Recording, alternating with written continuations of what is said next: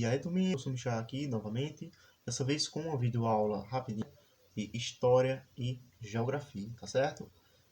Hoje, na aula de Geografia, a gente vai fazer a tonzinha da nossa atividade, tá certo? Que a gente trabalhou com a página 44 a página 46, esse livrozinho aqui de Geografia, certo? Vou fazer primeiro a correção e depois eu vou passar aqui as atividades para vocês fazerem aí, beleza? Vamos lá. Na atividade aqui de Geografia, a gente trabalhou com a questão do relevo, não é isso? Vamos ver aqui o que tem dizendo com relação ao relevo? Acompanhe comigo aqui a leitura, certo? Se você tiver o livro aí em mãos, faça a leiturazinha para que você possa acompanhar a atividade, tá certo? A questão da atividade. Vamos lá. O relevo. Você já deve ter percebido que a superfície terrestre não é plana nem uniforme. Ela apresenta formas variadas que são chamadas de relevo. Então, o relevo aí vai ser justamente essa variação, tá certo? Na superfície terrestre. Vai ter alguns locais que são mais íngremes, outros que são mais afunilados, mais para baixo, né? Como se fosse praticamente uma vala. Então, esses aí são os relevos, ok? É tipo a superfície da Terra, basicamente. A formação do relevo resulta dos processos que ocorrem tanto no interior quanto na superfície da Terra. Entre os processos internos que formam o relevo, destacam-se aí, terremotos e as erupções vulcânicas, que podem causar rachaduras na superfície e deslocamento de grandes blocos de rocha. Entre os processos que ocorrem na superfície terrestre, destacam-se a erosão e a deposição, certo? Eu não vou ler mais sobre essa questão, vocês podem ler aí com relação a essa questão, tanto da erosão quanto da deposição, mas eu vou explicar aqui brevemente o que é isso. Vamos lá, a erosão, certo? É pela terra, devido ali, por exemplo, o fato de não ter nenhuma planta ou árvores naquela área, certo? Principalmente nas encostas de morro, elas acabam ali sofrendo, certo? Um processo de desgaste. A erosão é justamente esse processo em que a terra ela se solta em vários bloquinhos pequenos, em vários grãos pequenos, basicamente, e vão mudando de local, certo? É uma degradação que vai ocorrendo aí do solo, ok? Se for, por exemplo, no morro, a gente vai chamar essa erosão de desmoronamento de terra, tá certo? É quando aí a terra ela se solta devido, por exemplo, a grandes chuvas ou então a ventos muito fortes e ela sai lá do morro e vai descendo. O motivo principal pela questão da erosão ou do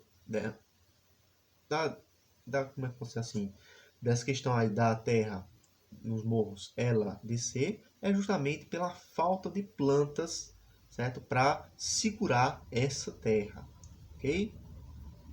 Tudo na natureza está conectado. Se, por exemplo, alguma área ela é desmatada, ela não é protegida, certo? As plantas ali não são protegidas, os animais não são protegidos, os rios não são ali devidamente protegidos, todo o ecossistema, todo o ambiente vai sofrer também. Com a terra não é diferente.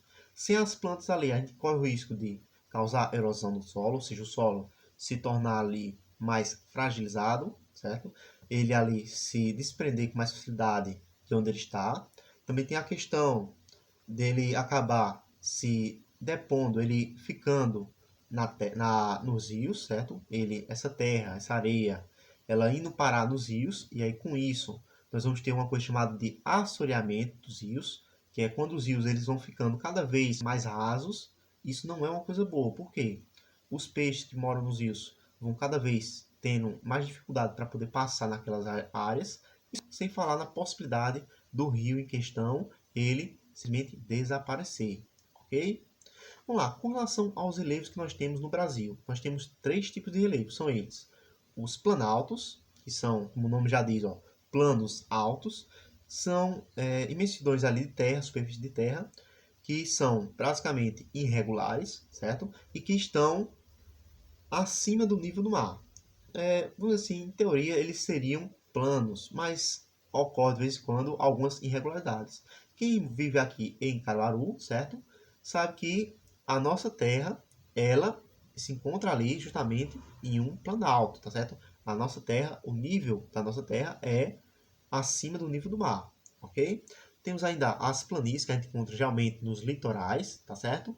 E nós temos também a questão das depressões. As depressões, pessoal, são áreas de terra onde nós temos um desnível, ok? Onde a terra, ela faz tipo um vãozinho ali, em comparação com as áreas próximas, tá bom? Um exemplo aí de uma depressão que nós temos aqui no Nordeste seria o Vale do Ipojuca, que é uma região ali onde nós temos de um lado planície, do Planalto no caso, e do outro nós temos um vão que foi cavado provavelmente pelo rio São Francisco, tá certo? Ok, então vamos agora para as questõezinhas aqui de vocês. Na página 46, vocês estão vendo aqui, ó, na página 46, nós temos 3 fotozinhas aqui, ó. Uma da Serra Catarinense, município de Delfinópolis, estado de Minas Gerais. A outra nós temos ali, ó, a planície da Amazonas, certo? Com o rio ali, Amazonas. E temos ainda uma depressão do rio São Francisco, que eu acabei de falar aqui. E ele pergunta o seguinte, ó. Quais são as principais diferenças entre as formas de relevo mostradas nessas fotos? E aí, qual é a principal diferença? É apenas o nível, apenas a altura?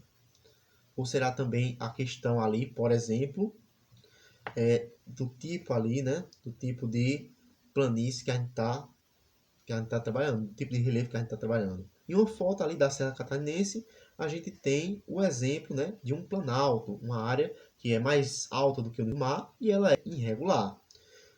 Na foto ali número 2, nós temos uma planície mesmo, certo? Que é um terreno baixo, nível do mar, e que ele tende a ser plano, reto, certo? E na terceira fotozinha, ó, da depressão do Rio São Francisco, nós temos um relevo de depressão, que é um relevo mais profundo, ok? Em formato ali de vala. E aí nós temos aí, ó, a segunda questãozinha que pergunta o seguinte: o relevo do lugar onde você vive se parece com o relevo de algum lugar mostrado nas fotos? Com qual? Bom, se você aqui é de Caruaru, o relevo da nossa região, certo? Da nossa cidade, é o relevo de Planalto, certo? Ele possui irregularidades, mas o nível dele está acima do nível do mar, certo? Como é que eu sei qual é ali o nível, se ele está acima ou não do nível do mar? É muito simples. É só eu pesquisar Google Maps, certo? Que eu vou saber lá o resultado. Ele vai colocar lá na margenzinha qual é a altura, certo? Desse terreno aqui da cidade onde a gente vive, beleza? Ok. Então, eu vou passar aqui agora a atividade para vocês fazerem aí em casa. Pelo nosso horário, vocês vão fazer essa atividade durante o período da tarde, tá certo? Vai ser aqui, ó, página 48 e página 49, beleza? E com relação aqui à nossa atividade de história, a gente vai continuar com a questão referente à agricultura. A gente descobriu já, estudou sobre a questão da agricultura, né? Que ela justamente apresenta ali, ela já tem ali um certo período, né? Na nossa história, e ela foi responsável justamente pela questão, certo, dos avanços da nossa sociedade. As primeiras cidades, as evoluções ali com relação à quantidade de alimento, a questão da própria criação de animais, certo? De terem roupas mais confortáveis, surgiu tudo graças à agricultura, ok? A agricultura ela foi um fator primordial para a gente separar um período em que os seres humanos eles eram nômades, ou seja, eles viviam indo de um lugar a outro em busca de alimento, para um período que a gente vai chamar de sedentário, um momento ali onde os seres humanos eles se fixam na terra e assim eles conseguem encontrar o seu alimento, tá certo? A atividade de história para vocês agora, que vocês vão fazer durante a tarde, vai ser o seguinte: pesquisar um pouquinho com relação à questão justamente da domesticação dos animais. Em especial, eu quero que vocês escrevam aí um textozinho sobre a domesticação dos cachorros e dos gatos, beleza? Então, um abraço forte e a gente se vê na próxima videoaula. Tchau!